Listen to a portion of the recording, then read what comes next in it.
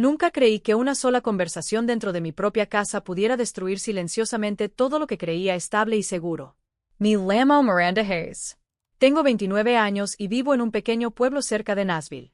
Intenté llevar una vida sencilla, trabajar en silencio, proteger mis límites y evitar los conflictos siempre que fuera posible, porque la paz siempre me pareció más valiosa que tener la razón. Esa noche, me encontraba en la cocina cuando de repente la voz de mi madre cortó el aire, firme, aguda y sin un segundo de vacilación, sonando fría y definitiva. El dinero se destinará a pagar las vacaciones de tu hermana. Sin discusión. No great and I so pleak. Simplemente me quedé allí mientras la verdad se asentaba lenta y dolorosamente en mi mente. La casa que me dejó mi padre, lo único que me dio que se sentía real, sólido y protegido, ya había sido vendida sin mi conocimiento. No hubo ninguna advertencia previa, solo un pesado silencio que permaneció en la habitación mucho después de que se pronunciaron las palabras. Decidí no discutir porque en ese momento comprendí algo importante. Mi voz no podía detener lo que ya había sucedido, pero mis acciones podían cambiar lo que vendría después. Entré en mi habitación, cerré la puerta, encendí mi computadora portátil y en silencio comencé a preparar lo que luego se convertiría en el arma que lo cambiaría todo. 3 días después, mi madre volvió a llamar. Su voz era completamente diferente a la anterior, más suave, casi gentil. «Querida, ¿podemos negociar?» Pero le respondí fríamente, «Nunca». Antes de continuar, dime desde dónde estás viendo el video. Dale a me gusta si crees que la familia nunca debería arrebatarte lo que te pertenece y suscríbete si quieres saber la historia completa. Creciendo dentro de esa casa nunca me sentí igual ni seguro en términos tranquilos. Mi madre Débora controlaba la temperatura emocional de nuestro hogar con una autoridad silenciosa que nunca necesitaba alzar la voz para hacerse sentir. Cada decisión pasó primero por su aprobación, incluso las más pequeñas, y el resto aprendimos a ajustar nuestros movimientos a sus expectativas sin hacer preguntas que pudieran crear tensión. Mi padre, Thomas, introdujo en la casa un sentido de rutina que hacía funcionar la vida diaria, pero su presencia actuaba como un muro blando en lugar de un límite firme. Papá creía que se podía preservar la calma si se evitaba el conflicto, por lo que prefería el silencio a la defensa, con la esperanza de que el tiempo suavizara lo que nunca cambiaba realmente. Mi hermana Vanessa Aye se movía por la casa con una facilidad que provenía del hecho de que siempre la entendían sin tener que dar explicaciones. Cuando hubo que tomar decisiones, la dirección naturalmente se inclinó hacia lo que beneficiaba a Vanessa, no porque alguien lo anunciara, sino porque el patrón parecía aceptado por todos excepto por mí. Aprendí pronto que reaccionar demasiado rápido creaba problemas que no podía resolver. Alrededor de los 10 años, comencé a retener las palabras en mi boca por más tiempo antes de hablar, sopesando si valían la pena el costo de ser notado. El silencio se convirtió en algo que practicaba en lugar de temer, y la moderación lentamente se convirtió en hábito. Cuando estaba en la adolescencia, comprendí cómo encogerme en pequeños momentos. Cuando la conversación cambió, observé en lugar de participar. Cuando aumentó la tensión, me hice a un lado en lugar de quedarme en el centro. Noté cómo a Vanessa se le permitía cambiar de opinión sin consecuencias, mientras que a mí se me esperaba que me adaptara silenciosamente, sin explicaciones ni espacio para la honestidad emocional. Débora nunca necesitó decir que esperaba más comprensión de mí. Su silencio transmitía ese mensaje con claridad a través de pequeñas acciones cotidianas, de la forma en que se asignaban las tareas, de cómo se juzgaban los errores, de cómo la decepción se sentía más pesada cuando venía de mi lado. Papá ocasionalmente trataba de suavizar las cosas sugiriendo paciencia o tiempo, pero sus palabras eran ligeras, nunca lo suficientemente fuertes como para remodelar la estructura que ya estaba establecida. Dejé de esperar el equilibrio y comencé a centrarme en el control, no sobre otras personas, sino sobre mis reacciones, mis planes y mi sentido interno de dirección. Vivir en esa dinámica me enseñó una disciplina que no provenía de la guía. Provenía de la observación, la perseverancia y la tranquila comprensión de que la justicia no era algo que pudiera pedir, sino algo que eventualmente tendría que crear por mí mismo. 2 meses después del fallecimiento de mi padre, el silencio dentro de nuestro hogar parecía más pesado que el dolor mismo. Porque lo que quedaba ya no era tristeza, sino tensión envuelta en silenciosas expectativas que nadie quería nombrar en voz alta. Al principio, el proceso legal fue lento, lo que le dio tiempo a mamá para crear una apariencia de calma mientras todo por debajo parecía inestable. Asistí a conversaciones en las que las palabras estaban elegidas con cuidado, las expresiones faciales estaban controladas y cada pausa parecía calculada, incluso cuando nadie admitió que algo ya había cambiado. El testamento oficial era claro. Papá me había transferido la propiedad total de la casa mediante un documento legal que no dejaba lugar a dudas. Los documentos fueron firmados, atestiguados y registrados correctamente. Al principio, nadie reaccionó abiertamente. La habitación permaneció en silencio, pero algo en la postura de mamá cambió de una manera que le resultó extraña. Su voz se mantuvo suave al hablarme. Sus preguntas sonaban educadas, pero había una distancia en su mirada que no desapareció. Vanessa comenzó a involucrarse en conversaciones que nunca antes le habían preocupado. Preguntó dónde se guardaban los documentos. Quería saber quién los había visto. Ella observó cada detalle del proceso con una intensidad que hizo que el aire en la habitación se sintiera más estrecho. Su tono permaneció tranquilo en la superficie, pero sus preguntas se volvieron más agudas con el tiempo, incluso cuando intentaba hacerlas sonar curiosas en lugar de exigentes. La primera explicación real vino de mi abogado, Daniel Brooks, quien manejó los detalles legales con un nivel de franqueza que me resultó casi incómodo. Explicó que la propiedad era solo mía, que la transferencia no tenía ninguna debilidad jurídica y que nadie podía anularla sin crear consecuencias jurídicas para sí mismo. Me dijo que la ley reconocía lo que mi padre quería, incluso si a la gente que me rodeaba le costaba aceptarlo. A partir de entonces la casa empezó a cambiar silenciosamente. Mamá dejó de hablar abiertamente sobre planes que involucraban la casa. Ella empezó a prestar más atención a sus palabras cuando entré en una habitación. Sus preguntas se volvieron indirectas, formuladas como preocupación más que como intención. Pero el cambio en su comportamiento se sintió preciso, como si estuviera midiendo cada paso que daba. Vanessa también se comportaba de manera diferente.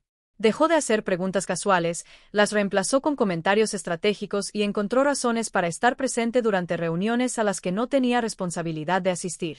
Comenzó a ofrecer opiniones sobre reparaciones, usos futuros de la propiedad e ideas financieras que parecían menos sugerencias y más un posicionamiento discreto. Me sentí atrapado en un lugar extraño donde era al mismo tiempo dueño de algo valioso y la persona menos cómoda dentro de la casa. No hubo discusiones fuertes, ni escenas dramáticas, ni ningún conflicto visible. Sin embargo, la presión se acumulaba en pequeños momentos a través de cambios de tono, pausas en la conversación, miradas que se prolongaban demasiado. Cuanto más avanzaba el proceso, más comprendí que la herencia no era solo cuestión de propiedades. Se trataba de control. Se trataba de quien decidía qué importaba dentro de esa familia. Cada conversación empezó a parecerse a una negociación, incluso cuando nadie decía esa palabra en voz alta. Mamá empezó a actuar como si estuviera protegiendo a todos, pero su versión de protección parecía centrada en mantener la influencia. Vanessa se volvió más segura cuando hablaba de la casa, menos cuidadosa cuando hablaba conmigo, más dispuesta a probar límites que nunca antes se habían discutido abiertamente. Me quedé en silencio durante la mayor parte del tiempo, no porque fuera débil, sino porque estaba aprendiendo. Observé cómo se movían. Escuché lo que evitaban decir. Me di cuenta de que a menudo mi nombre solo aparecía en las conversaciones cuando se estaban redireccionando las decisiones. En esos meses, comprendí que el testamento no solo me había dado la propiedad, sino que había expuesto algo frágil debajo de la superficie de la familia. La casa era legalmente mía. El ambiente en su interior ya no se sentía neutral. Parecía una puesta en escena, mesurada y silenciosamente competitiva de maneras que no existían antes de que todo estuviera escrito en el papel. Por primera vez en mi vida, me di cuenta de que heredar algo podía hacer que las personas se sintieran amenazadas en lugar de apoyadas. Y esa constatación permaneció conmigo mucho después de que terminaron las reuniones y se archivaron los documentos. Pronto, la tensión silenciosa dejó de sentirse accidental. 2 semanas después, la sensación de tranquilidad que reinaba en la casa se transformó en algo más pesado que no podía ignorar, aunque intentaba concentrarme en la rutina en lugar de escuchar el malestar que seguía creciendo en mi interior. Todo empezó con mi vecina, la señora Turner, que se me acercó una tarde con un tono cauteloso que parecía más serio que amistoso. Ella explicó que personas desconocidas habían estado caminando alrededor de la propiedad durante los últimos días, tomando fotografías, acercándose a la cerca y colocando pequeños carteles cerca de la entrada. Ella no exageró ni dramatizó lo que vio. Ella habló lentamente, como si quisiera asegurarse de que yo entendiera que su preocupación provenía de una observación y no de un chisme. Salí a la calle con un rostro tranquilo que no coincidía con lo que sentía por dentro. El patio delantero parecía el mismo. La estructura de la casa permaneció inalterada. Sin embargo, algo no estaba bien en el momento en que vi el gran cartel colocado cerca del borde del césped. La palabra vendido estaba en el centro del tablero en letras negritas. Por un largo momento, no me moví. No reaccioné. Me quedé allí simplemente parado y traté de comprender cómo algo que me pertenecía podía de repente presentarse al mundo como un asunto terminado. En lugar de enfrentarme a alguien inmediatamente, me dirigí a la oficina inmobiliaria que había gestionado la transacción. No levant la voz. No acusé a nadie de nada malo. Solo pedí información que creía que tenía derecho legal a ver. La mujer detrás del escritorio miró la pantalla durante un largo rato antes de explicar que los documentos mostraban una transferencia completada y firmada por mamá. Dijo que los documentos parecían limpios, completos y oficiales. También dijo que mi nombre no aparecía en ninguna parte de la sección de firma. Regresé a casa sin llamar a nadie. No grité. No lloré. No rompí nada. Esperé hasta que mamá entró en la cocina antes de hablar. Mi voz se mantuvo firme a pesar de que sentía las manos apretadas a mis costados. Le pregunté por qué la propiedad se había vendido sin mi conocimiento. Ella me miró con una calma que parecía practicada, como si se hubiera preparado para ese momento exacto. No tienes derecho a cuestionarme. Las palabras aterrizaron entre nosotros sin dudarlo. Por un breve momento pensé que se suavizaría o se explicaría, pero lo que siguió fue mucho más frío que el silencio. Ella levantó la voz, no en pánico, sino en control, y dijo las palabras que cambiaron la forma de todo lo que entendía sobre la lealtad dentro de esa casa.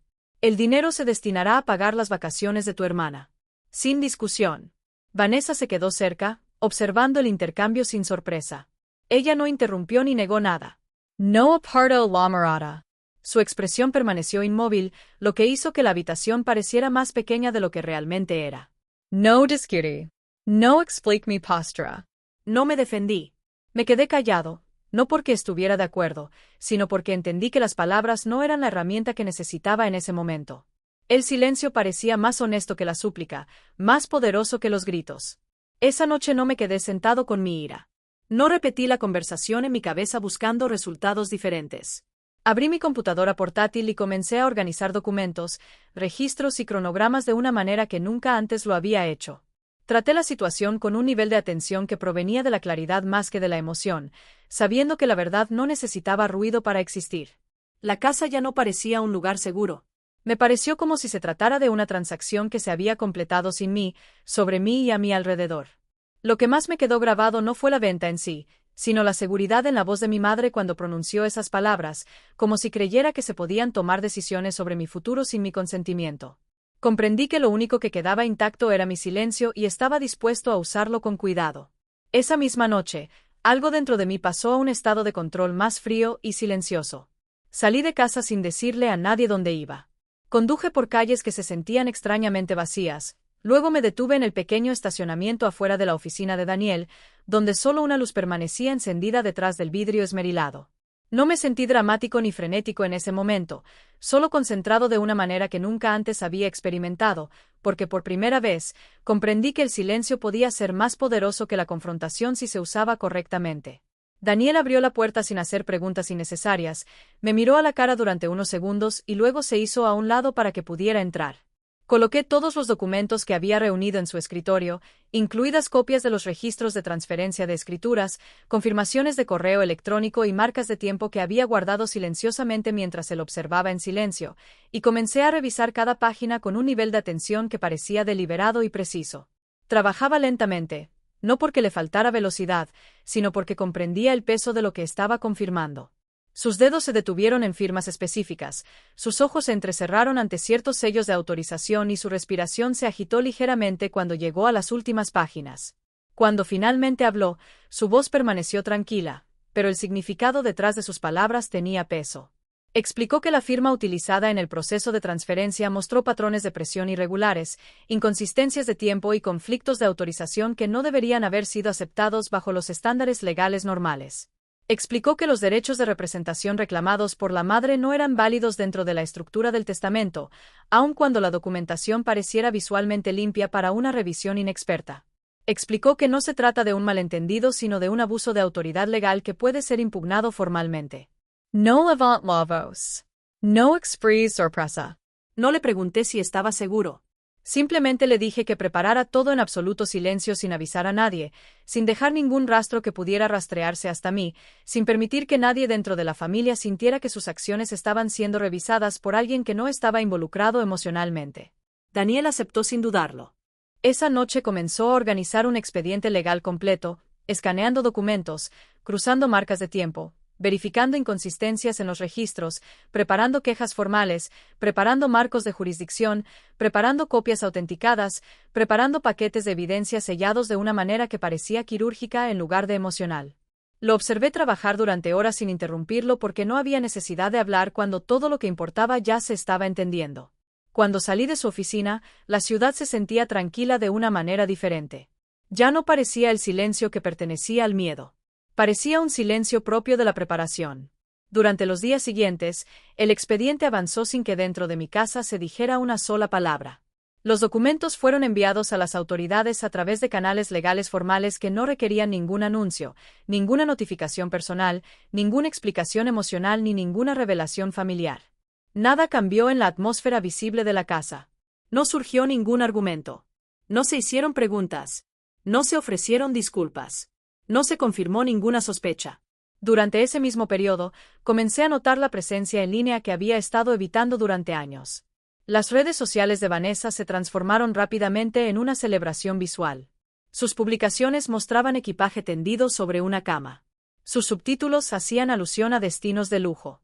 Sus historias mostraban visiones borrosas de confirmaciones de reservas, atuendos elegidos para climas cálidos y un entusiasmo silencioso por experiencias patrocinadas que no necesitaba explicar porque la financiación ya estaba asegurada a través de algo que me habían quitado silenciosamente.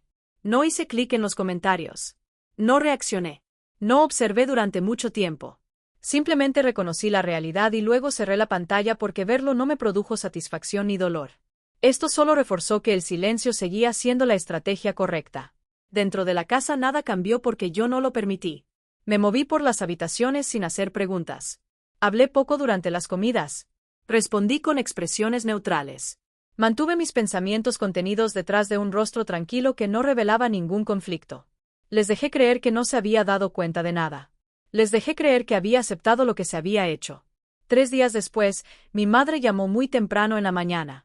Casi ignoré la llamada, no porque tuviera miedo de la conversación, sino porque el silencio se había convertido en una especie de fuerza que ya no quería romper tan fácilmente. Cuando finalmente respondí, noté inmediatamente que su voz ya no tenía esa agudeza familiar. En cambio, contenía una vacilación cuidadosamente controlada, frágil, de una manera que nunca antes le había oído. «Querida, ¿podemos hablar?» Sus palabras quedaron suspendidas entre nosotros como un puente que ella misma tenía miedo de cruzar.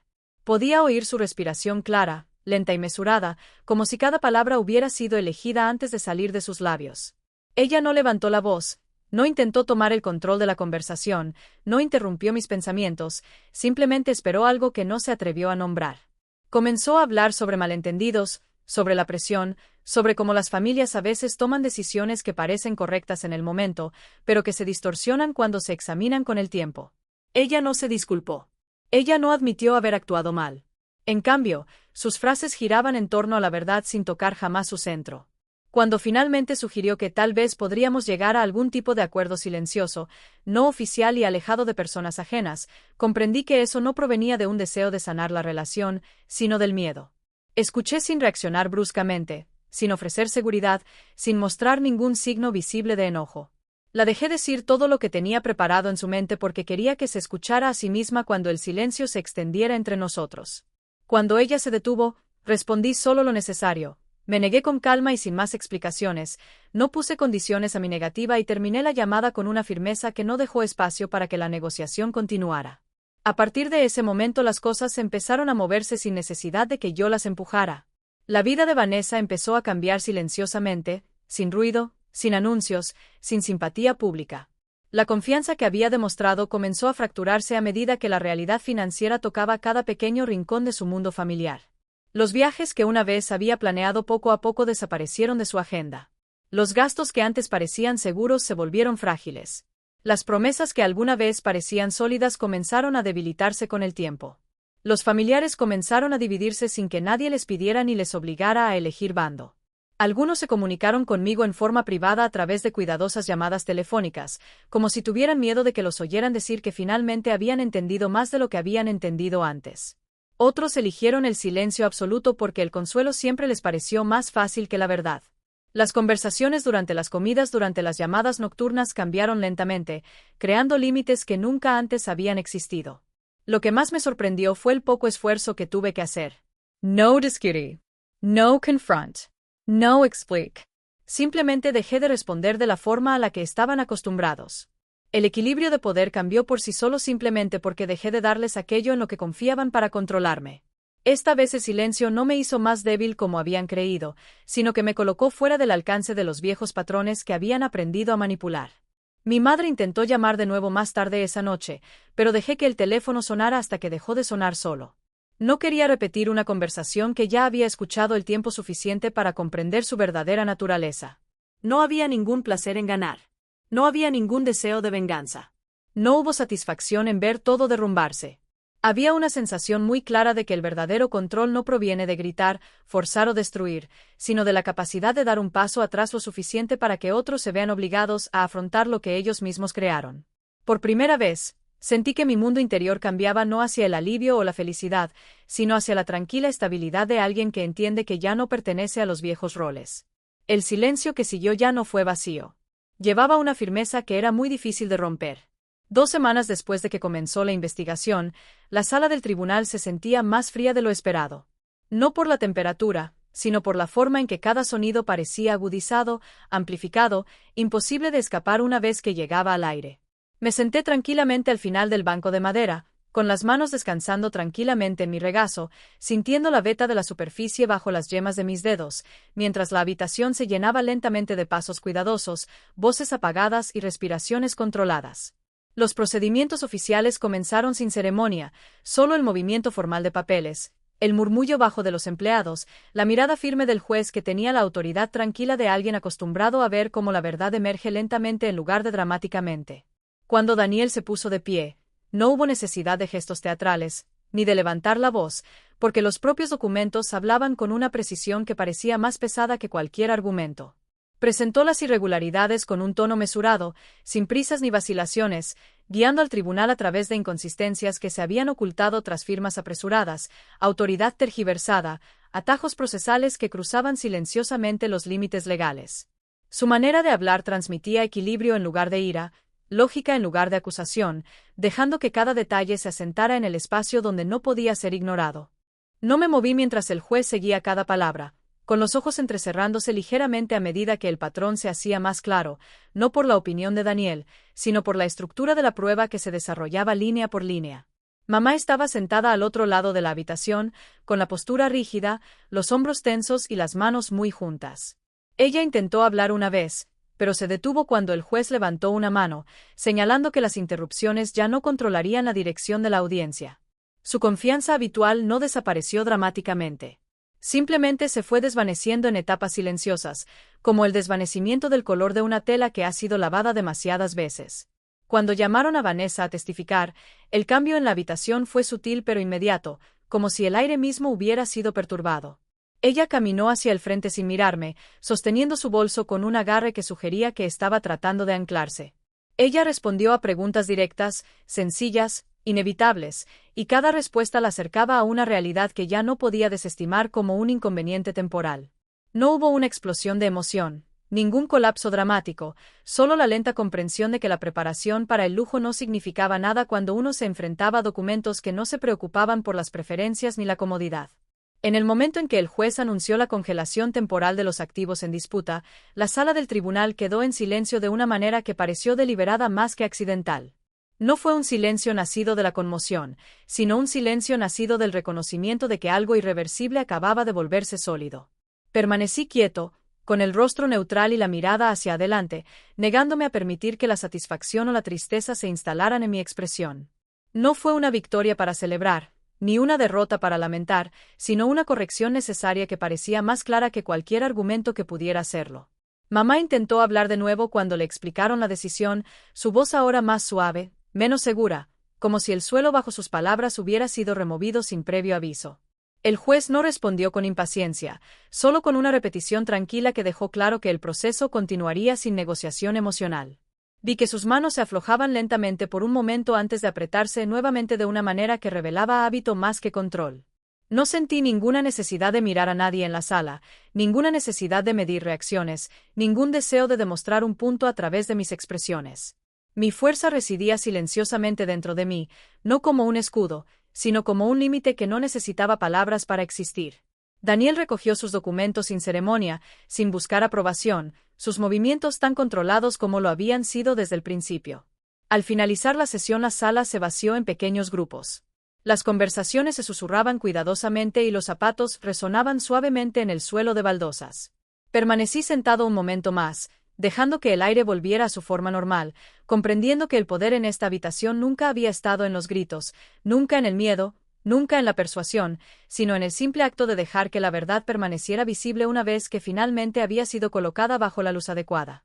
Salí sin mirar atrás, sin llevar nada en mis manos, llevándolo todo en mi compostura. 6 meses después, mi vida ya no se parecía en nada a lo que había sido antes. No por suerte ni por rescate, sino por decisiones silenciosas tomadas sin testigos, sin ruido, sin permiso de nadie que alguna vez controló mi mundo. Mamá perdió más que propiedades en esos meses porque el estatus se le escapó de las manos de maneras que nunca imaginó, convirtiendo su antigua admiración en distancia cortés y juicio silencioso que la rodeaba dondequiera que iba en la comunidad. Las personas que antes elogiaban sus decisiones ahora evitaban las conversaciones, evitaban el contacto visual, evitaban la asociación porque la reputación no se derrumba estrepitosamente. Se erosiona en susurros que no se pueden detener. Vanessa no viajó a ningún lado a pesar de lo que había mostrado en línea porque su mundo financiero se fue ajustando poco a poco antes de desmoronarse por completo. Las promesas que le hicieron personas que alguna vez admiraron su estilo de vida se desvanecieron cuando la realidad del dinero expuso lo frágil que era realmente su posición, cortándole el acceso al crédito, a los favores, a las oportunidades y al apoyo que ella asumió que siempre existirían.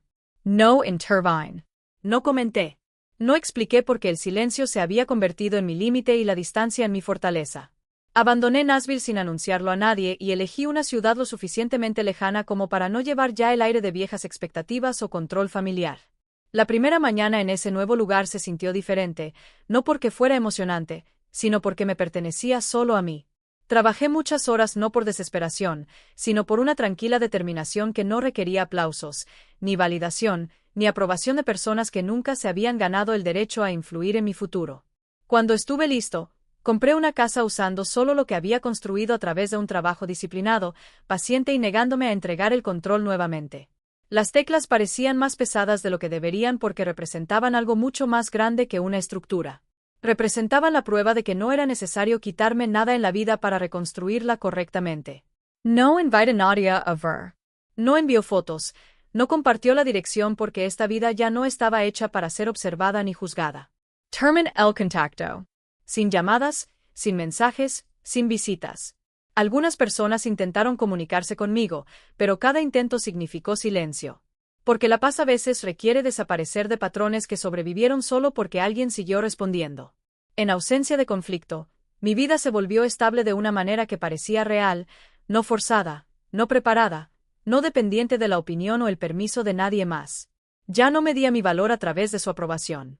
Ya no reaccioné. Ya no lo explico más. Yo simplemente viví. El verdadero poder no surge de gritar, demostrar o enfrentar batallas interminables con personas que prosperan gracias al control. Viene de saber cuándo desprenderse sin anuncios, cuándo construir sin validación, cuándo alejarse sin mirar atrás. La independencia no se trata de venganza ni de victoria sobre otros, sino de elegir una vida en la que tu paz ya no sea algo que nadie pueda negociar, reducir, torcer o amenazar. Los límites no son muros diseñados para castigar a los demás. Son puertas destinadas a proteger tu futuro. Gracias por dedicar tu tiempo a escuchar esta historia. Si crees que nadie tiene derecho a controlar tu futuro ni a quitarte lo que te pertenece, comparte tu opinión en los comentarios. Me encantaría saber desde dónde estás mirando porque tu voz importa aquí. Si esta historia te resonó, apoya el viaje dejando un me gusta, compartiendo el video y suscribiéndote para no perderte nunca el próximo capítulo.